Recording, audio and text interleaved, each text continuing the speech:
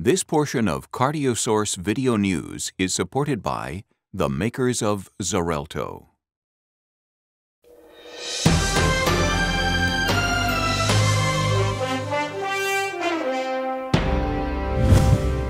Welcome to day 3 of ACC.12. I'm Dr. Randy Martin with CardioSource Video News, and I've got a great panel again to talk about late-breaking clinical trials today. To my immediate left is Dr. Peter Block.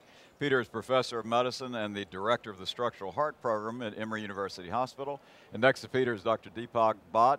Deepak is Associate Professor of Medicine at Harvard and also the Chief of Cardiology at the Boston VA. Thank you both for joining us. Thank you. So, Peter, tell me a little bit about coronary, the first trial. Well, late-breaking trials today are interesting. The coronary trial is a surgical trial, and the bottom line of the surgical trial is off-pump surgery better than on-pump surgery?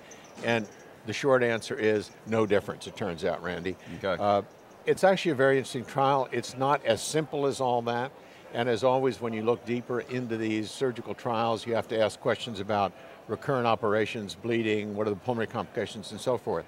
So what we learned from coronary is that if you have off-pump surgery, the chances of you needing another revascularization, another operation, are slightly higher because it isn't quite as good. The surgeon can't do quite as good a job the first time around. But the numbers are really small. Very small. That number one, but you have less pulmonary complications, less renal failure, and less bleeding, perhaps no surprise. So when you put it all together and lump all the off-pump problems and all the good stuff about off-pump and all the on-pump problems and all the good stuff on on-pump, it washes out as being even. So pretty much it's dealer's choice. And I was thinking to myself as I was listening to this, if I was going to have a coronary bypass operation, would I want to have it off-pump or on-pump?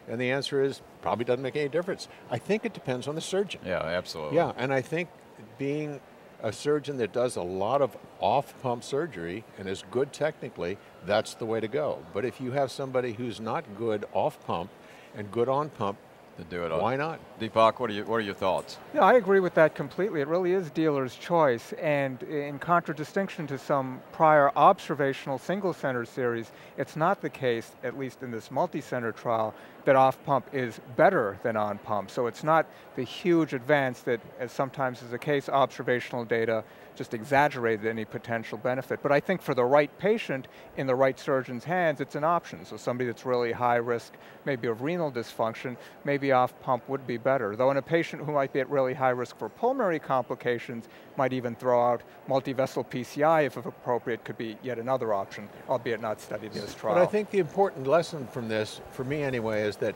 not all surgeons should go and learn off-pump surgery. It's not necessary. Right, that's And a very Peter, important point. just quickly, because we want to get to the next study, Yeah. was there, do you remember whether there was a difference in vessel?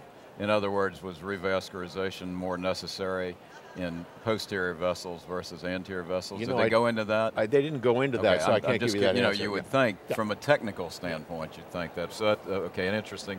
Deepak, tell me about, there was another study that was quite interesting. Well, sure. It's been controversial what the role of CT angiography should be, and the ACRIN study, I think, nicely addressed the potential role of CT angiography in rather lower risk patients presenting to the emergency department with suspected acute coronary syndromes. So these patients were randomized to either get a CT angio or traditional care. It was only 5 sites, but still multi-center and randomized. And bottom line, what the investigators found was that the CT angio approach was safe in terms of no excess risk of deaths or myocardial infarctions in the patients that underwent that approach to imaging. And in terms of efficiency, it appeared to be more efficient. That is, shorter length of stay, earlier discharge from the emergency department. So a win, I think, on safety and a win on efficiency in this rather proscribed patient population. Still doesn't answer the million-dollar question of whether it improves patient outcomes. That would require a longer follow-up, larger number of sites. Absolutely. Yeah, but they actually did pretty well with the outcomes. At 30 days, I was impressed. The thing that always worries me about just doing a CT and sending a patient home, even a low-risk patient, is there's always going to be somebody that walks out of the ER and drops dead, right? Right. And the lawyers love that. So how do we avoid the lawyers not loving us for that? And I think the answer is it's less than 1% of these patients that had 30-day MACE. And that's comforting.